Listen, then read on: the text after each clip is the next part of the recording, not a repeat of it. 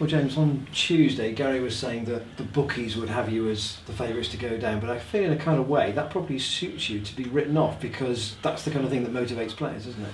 Yeah, definitely. We've been underdogs all season. I think we've proved people wrong, sort of going through, and probably to do as well as we have. I think people probably expected us to be cut adrift long before now, and but it was obviously a disappointing result Tuesday. But we've got to pick ourselves up, and we've still got 5 games left, and look to try and win as many of those as we can.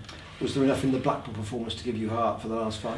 I think so. Yeah, I thought we performed really well there. We got a good win and thoroughly deserved it, and probably should have actually won by a few more goals on the day. And I mean, we still managed to score a couple of goals Tuesday night and had a couple of other chances. So as long as we can maybe cut out a couple of mistakes that we conceded from, and yeah, I think we've still got a real chance. With Ishmael having gone for reasons that we know, is there an element of you, because of your experience, trying to steer the front part of the team in these closing weeks with some younger players around you? Yeah, I think that's been sort of my job the whole season, really. I mean, obviously I haven't played at this level and being older and a bit more experienced, so it's up to me to try and help the other strikers and to try and score goals myself. The last 2 have been penalties. It's been a while since a goal in free play. Yeah, no, it's obviously I'd like to get on the free play, but haven't had too many opportunities as such. But we set up another 2 the other night, so it's more encouraging. People will know your long history with Bournemouth. Are you surprised that they are, top half and maybe pushing for a place in the playoffs? Not really, to be honest. I think they've got some good players. They've obviously got a really bright manager and sort of a friend of mine, Eddie Howe, as well, and he's done really well. He's brought a real good mix in, and I'm not surprised to see them doing as well as they are, to be honest. They've obviously got a bit of money as well, and they've spent that wisely, and fair play to them. It's an extraordinary fit, him and Bournemouth, isn't it, Eddie Howe?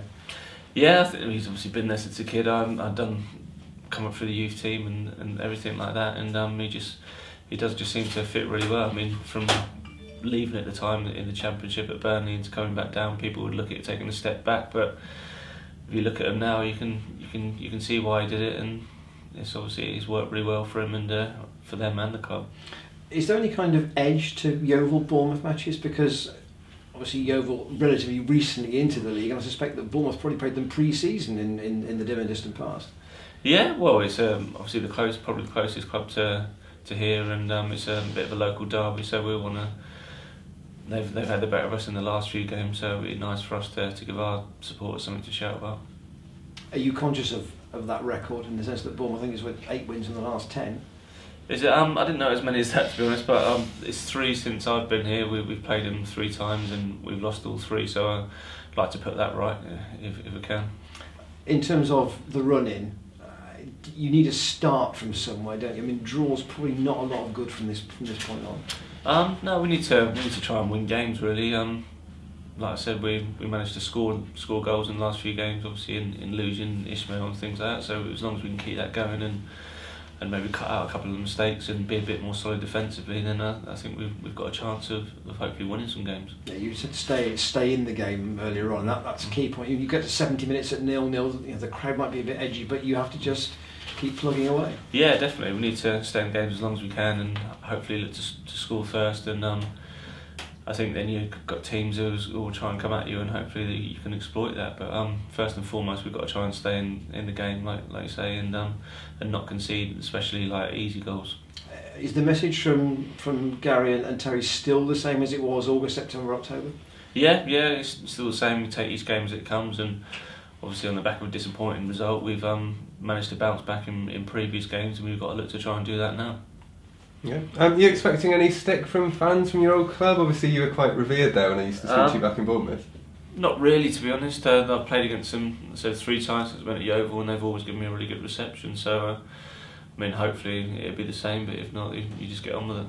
Okay, and are you kind of looking to impress them, to show them that you've developed as a footballer since you left the club, do you think? Not really. I mean, just want to do well myself. I mean, obviously you said about the record that we've lost 3 times since I've been at Yeovil, so I mean, I'd like to put that right, but I think they're well aware of sort of what I've done in the past and things like that, so we just got to look to try and concentrate on our own game and hopefully win.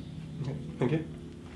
So when you score against them on Saturday, will you celebrate, or will it be a a respectful? Yeah, I'll celebrate. Yeah, I mean, I'm not. Yeah, I'm going to say I'm not the most crazy guy when I actually score. But the opportunity for you to show off your involved celebration. No, I can't do that too much, to be honest.